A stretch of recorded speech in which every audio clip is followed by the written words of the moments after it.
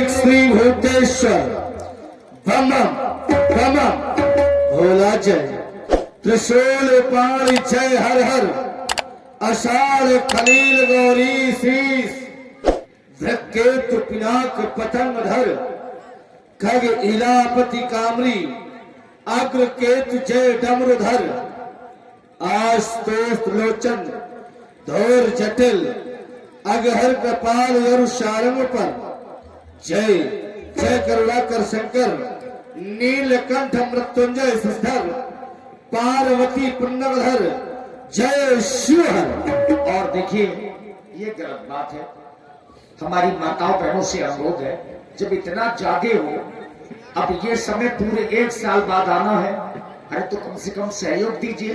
धनुष खंडन तक महाराज रावण बाणासुर 15-20 मिनट इनका संवाद चलेगा। इसके बाद महाराज जनक जी का विलाप, और जनक जी आपके गांव भर के हैं, यद्यपि वो केवल कुपरा गांव के नहीं है, वर्तमान में उनका एक नाम है, और ग्राम कुपरा के नाम को इन्होंने अपनी कला के माध्यम से बहुत ऊंचा किया है। तो कम से कम उनके अभिनय को देख करके तो जाइए। श्री संदीप जनक जी के नाम से प्रख्यात हमारे संदीप भैया, उनका सुंदर विलाप आप लोग जरूर देखें। वो केवल ग्राम कुपरा के नहीं है, वो आप लोग रुके रहेंगे, उनका भी उत्साह बढ़ेगा और हम बच्चों का भी बढ़ेगा। तो थोड़ा सा सहयोग प्रदान करें, और बाकी ऐसा नहीं है कि संवाद समझ में नहीं आएगा। हम बैठे हैं, ये हमारा वचन है कि एक एक प्रसंग आपको समझ में आएगा। रावण बाणासुर जी संवाद करेंगे, हम आपको बताएंगे क्या होने जा रहा है। जय भा निशय अग्नि के गहन अंधकार में व्यवसाय की भक्त वल्लभी से मेरा मन पृथक पृथक साक्षात भगवान श्वेत का दर्शन कर रहा था। अचानक वैसों का प्राप्त माने में सदिशाएं का प्रमाण होने लगी है, किंतु नहीं, ये कौन कह रहा लंका में इसका प्रवेश होने वाला है, किंतु जिस लंका की रक्षा स्वयं भगवान शंकर त्रिशूल लेकर रक्षा करते हो, जिस लंका में आवश्यक और रात को पूर्ण चंद्रमानोदय होता हो, उस लंका में इसका प्रवेश नहीं हो सकता है। ये कौन कह रहा दुष्कंधा सावधान, तेरे लक्ष्य की पूर्ति होने वाली है।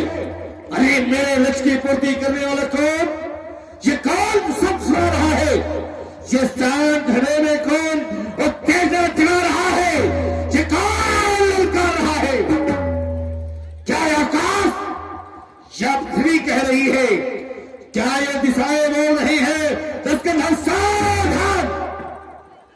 ये सावधान का शब्द कौन सुना रहा है, आज समय की मांग कर रही, बोले ने तीसरा खोलो, मौन हो कुछ तो बोलो, आज समय की मांग कर रही, बोले ने तीसरा खोलो, बोले ने तीसरा खोलो। वशिष्ठ कितने निष्ठ शब्द श्लोक के घर बोल रहा है, प्रलय काल आ गया है, त्र्यंबक तुम त्रिशूल को कर में ले लो, आज समय की मांग कर रही है, बोले ने तीसरा खोलो, बोले ने तीसरा खोलो। ये पृथ्वी के धर कोने से, ये पृथ्वी के धर कोने से सुलग उठी है चिंगारी, ये बर्फीले पर्वत चलते जाते ये आग उनकी गिरफ्तारी, तांडा न क्रोशु शंकर, ये काल दंड को कर में ले लो, आज समय की मांग कर रही, बोले नेत्र तीसरा खोलो, बोले नेत्र तीसरा खोलो। ये सत्यमंड की मालाएं, ये सत्यमंड की मालाएं चंडी को पहनानी है। अरे ये धरती के कोरे बनी काल कहानी है, हो क्या कल्पना, ऐसा खेल निराला खेलो, आज समय की मांग कर रही, बोले नेत्र तीसरा खोलो, बोले नेत्र तीसरा खोलो। अरे किसकी वस्ती में बहेरी है, महासागर में फिर से मंथन कर रहा है, और शंकर उस धारी के रहते कौन गरज का पान कर रहा है, सोता सिंह जगाने वाले, युद्ध निरंतर जो देने वाले, क्या वो धीरता ने क्या फेरी, ये किसकी वस्ती में घेरी, ये किसकी वस्ती में घेरी, ये कौन ललकार रहा है, कौन सजग कर रहा है, जो कह रहा सावधान हो जाओ राम बलशाली, क्या कह रही आज वो मां काली, क्या रक्त पिपासित चंडी का रक्त से खप्पर हो गया है खाली, या तो उसकी हृदय की मंडल करवाना है खाली, माकाली जो आज कह रही है सावधान हो जाओ रावण और चाली रक्त डाल है। आज क्या कह रही है माँ काली? आज वो कह रही माँ काली जो आज ये साथ हस्तांड क्या महाराज रावण को कुछ वचन अच्छे नहीं लगे। अब यहाँ से संवाद शुरू है। मेरा भरते ज्ञाति पृथ्वी खाते सौर्य चल नेस मिथिलापुरा पहुंचा है ये वीर वीर लंकेश। अब आगे ये मिथिला ज्ञान की नगरी है। स्वतः भगवान शंकर के प्यारे धनुष को रावण प्राप्त करता है। आने से पहले ही ज्ञान की चर्चा कूद पड़ती है। होना भी चाहिए तभी आरंभ होता है। मारा धर्म का ठेकेदारों जहां कहा गया है पर नर नारी सुभग शची क्षमता धर्मशील। मारे धर्म के ठेकेदारों चोला पहन लिया धर्म का, चोला पहना है धर्म का और किया जा रहा धर्म। और रावण के द्वारा जो किया गया है खुलेआम किया गया, कोई पर्दे के आप शिकार में खेला गया है। लोगों ने कहा कि हम ये सब करवा रहे हैं, धर्म कर रहे हैं। अरे धर्म के ठेकेदारों जो रावण करे तो गलत और ये सब करे तो अच्छा है। जिसकी सदा पूजा होती आई हो और उसका खंडन ये कहां करने आए हैं? यही धर्म संगति है कि जिसकी पूजा की जाए उसका खंडन करवा देना चाहिए। परिणाम रावण को किया जाता है और जो धर्म का तिलक लगा के घूमते हैं उन पर कोई उंगली नहीं उठाता है। महाराज समृद्ध को नहीं दोष गोसाई। अगर अधर्म हो रहा है तो आपको तो प्रसन्न होना चाहिए। आपसे निवेदन है जी नहीं, यहाँ से वहां तक सब चुप लग जाएगा। जी जी कोई बात नहीं। हाँ जानते हैं क्योंकि हम यहाँ से आपसे वो लग जाएंगे। अब हम जानते हैं कि आप परिपक्व हैं। एक से योद्धा देखते एक से योद्धा को मिलते हैं। हम लोग तो आपके सामने खेलने खिलौने वाले बच्चे जैसे आए, लेकिन आप छेड़ोगे तो हम उनको छोड़ देंगे, आप सुलझ जाएंगे। अब लेना आप को देना भाई, तेरा तुझको अर्पण क्या लगे? मेरा लेते आपसे तो तेरा तुझको अर्पण क्या लगे? मेरा जो आपने दिया उसको ले लो, काम खत्म। लेकिन यहां बड़ा धर्म है जिसकी पूजा की जाती है उसका क्या खंडन होना चाहिए? नहीं होना चाहिए। राजा को ज्ञानी कहा गया है, मिथिला ज्ञान की नगरी है, यहाँ पर नारायण समता सभी ज्ञानी है। राज अधर्म ये नहीं होगा। भगवान शंकर के द्वारा इनका परित्याग किया गया है। भगवान शंकर के द्वारा इनका परित्याग किया गया है। और आज एक समय एक परित्याग भगवान शंकर ने पहले और किया था। और जब वो विरोध में गई, अब बाद में जब उनका शरीर नष्ट हुआ और भगवान शंकर को पता लगा तो वहां की दशा क्या हुई और इनका भी विनाश हो जाएगा तो यहाँ मिथिला की दशा क्या होगी? जो जो संसार में अधर्म करते हैं उनकी पूजा की जाती है, जो जो अधर्म करते हैं उनकी पूजा होती है, और जो अधर्म करते हैं उनकी पूजा करते हो। जो धर्म का चोला पहनते हैं उन पर कोई उंगली नहीं उठाता है। तो रावण विरोध में खड़ा है। अब नहीं धर्म का खंडन होगा, उसका खंडन होगा तो आज यहाँ पर होगा, यज्ञ स्थल बन जाएगा, ऐसा भीषण परिवर्तन हो जाएगा। नहीं धनुष खंडन होगा, रावण की यहाँ पर घोषणा है और आपके भी चिंता का पूरा होगा, चिंता न कीजिएगा। सुना आप लोगों ने, अभी तक समाज बड़ी सुसज्जित थी और एक महाशय के आ जाने पर देखिए यज्ञ में कभी भी व्यवधान नहीं करना चाहिए। लोक पक्ष में भी लोग कहते हैं भाई अगर किसी से दुश्मनी है तो लोक पक्ष में लोग कहते हैं कि कन्या का विवाह भाई सहयोग करो। तो ये महाशय सहयोग की तो बहुत बड़ी बात है, ये तो विरोध में खड़े हैं।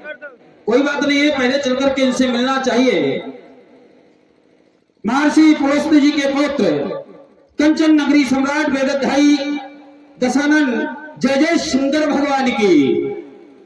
श्रोणी पूरा देश बल सुधार विद्यावली के गोद में विहार करने वाले जय प्रेम जय जय महाकाल की, जय जय बुंडवाल की। पर आज आपके द्वारा कहा गया जो लोग धर्म का चोला ओढ़ करके घूम रहे हैं, और आपने ये भी कहा जिसकी पूजा की जा रही है उसी का खंडन किया जा रहा है। आपने शायद वेद नहीं पढ़े। जब आप यजुर्वेद पढ़ेंगे तो सबसे पहले आवाहन, फिर स्थापना और फिर बाद में है विसर्जन। जिस देवता का आवाहन करेंगे उसका बाद में विसर्जन करना ही पड़ेगा। आप लोग नवरात्र देखते होंगे, नवरात्र में देवियों की पूजा होती है, और जब नवरात्रि व्यतीत हो जाती है तो देवी का क्या किया जाता है? विसर्जन ही किया जाता है ना। तो महाराज आपकी ये बात बिल्कुल गलत है, क्योंकि जिसकी पूजा की जाएगी, स्थापना की जाएगी, तो उसका विसर्जन होना ही अति आवश्यक है, क्योंकि वेद से समतुल्य है ये। और आपने कहा कि आज धनुष का कर्षण नहीं होगा, थोड़ी थोड़ी बातें ही लेकर के चल रहे हैं, तो मैं कह रहा हूं आज धनुष कर्षण होगा। मैं यहीं पर अपनी वाणी को अल्प विराम देता हूं। बढ़िया, चलो हमने शायद वेद नहीं पढ़े, आपको काफी वेदों की तैयारी है। यजुर्वेद के अनुसार जिसका आवाहन किया जाता है, तो क्या श्रीमान जी, क्या आपने यजुर्वेद में इनका आवाहन कहीं पढ़ा है कि धनुष का आवाहन किया गया हो? देवी पक्ष से लिया गया कि देवी में ढालते हैं, देवी का आवाहन करते हैं, अंत में उनके नवरात्रि के बाद विसर्जन कर देते हैं। तो उनमें नियम लगते हैं कि इनका विसर्जन किया गया है, लेकिन ये 16 पीढ़ी से पूर्व चले आ रहे पूजन हो रहा है इनका। तो महाशय जी, आज तक किसी ने विसर्जन की चर्चा नहीं की राज्य के पूर्वजों से? किसी ने किया हो तो आप बतलाएं। कोई नेपाल ने किया हो राजा जनक के 16 पीढ़ी पूर्व में कि इनका विसर्जन होना अनिवार्य है, तो हम स्वीकार कर लेंगे। जिसकी पूजा सदैव होती आई हो, जिसकी पूजा सदैव की गई हो, जैसे उदाहरण दे रहा हूं, आपके गांव के मंदिर है, तो क्या मंदिर का समय सुनिश्चित है जिसका विसर्जन किया जाएगा? है सुनिश्चित? नहीं है ना। मासा जी समझाओ जरा सर, वो भी तो पूजनीय है, वो भी तो देव है। जब आपके गांव का मंदिर है और मंदिर में प्रतिमा है, और कोई मुखिया कहते कि जो मंदिर की प्रतिमा को खंडित करेगा वो यहाँ का राजा चुना जाएगा, तो अच्छा होगा या बुरा होगा? बुरा किया जाएगा। भाई आज तक क्या उनका विसर्जन करवाओगे? अपने घर में बता देना। ठीक, हमने आपको 2 यात्रा कराई, 3 करवाई थी कि 3 में कोई अच्छी यात्रा पकड़ लोगे। हमने कहा धर्म जो करते हैं वो धर्म का चोला पहन घूमते हैं, जो अधर्म किया उस पर कोई उंगली उठाने वाला नहीं है। अधर्म करते हैं, चोला धर्म का पहन लेते हैं। वैसे जैसे क्या नारी का सत्यत्व नष्ट कर देना अच्छी बात है? एक नारी के साथ छल करना अच्छी बात है कि बुरी बात है? सही है। विष्णु भगवान ने क्या बात है? इंद्रा के साथ में छल किया, विष्णु ने छल किया, बंदे का सत्यत्व नष्ट किया। किसी ने उंगली उठाई? किसी ने विरोध किया? सब उसकी पूजा कर रहे हैं, सब पूजा कर रहे हैं विष्णु की। कोई है उंगली उठाने वाला? देवराज ने अहिल्या के साथ छल किया, देवराज की पूजा बंद हो गई है क्या? नहीं हो रही ना? बिल्कुल हो। तभी हमने कहा समर्थ कौन है दोस्त? वो शायद समर्थवान को उंगली नहीं उठाएगा। लेकिन जब ये रावण खड़ा है, रावण से बड़ा धर्मात्मा, रावण से बड़ा कोई महात्मा न पैदा हुआ है न कभी होगा, ये डंकी की चोट पर कहता हूं। सीधे वार करता है रावण डंकी की चोट पर। रावण ने कभी कोई गलत काम नहीं किया है। रावण ने जो किया है अच्छा किया है, जो बुरा करते हैं उन पर कोई उंगली नहीं उठाता है, और जो रावण करते तो गलत, वो गलत सही, ये कहा का नियम है। बड़े बड़ाई सब करे, निर्बल को न सहाय। बड़े की बड़ाई सब करते हैं, अब कोई गरीब व्यक्ति का कर दे ये गलत कर रहा है, ये बुरा कर रहा है, यही होता है? थोड़े थोड़े में बस थोड़े थोड़े छोड़ दिया सरकार। हाँ, आप महाराज आपने कहा कि एक आपने वार्ता रखी गांव के मंदिर की, देखिए आपने कहा कि गांव की मंदिर की अगर मूर्ति खंडित हो जाए तो क्या उसको विसर्जन कर देना चाहिए। देखिए उसका भी विधान है, मंदिर में अगर जीर्णोद्धार का एक विधान है। भाई अगर मंदिर पुराना हो जाएगा तो उसको जीर्णोद्धार किया जाएगा। और आपने कहा समर्थ को नहीं दोष गोसाई, आपने वृंदा का उदाहरण दिया, तो क्या भगवान विष्णु को उसका फल नहीं मिला। कर्म प्रधान विश्व रचराखा, जो जिस करे सो तत्फल चाखा। भगवान विष्णु को पत्थर होना पड़ा। और आपने एक वार्ता और रखी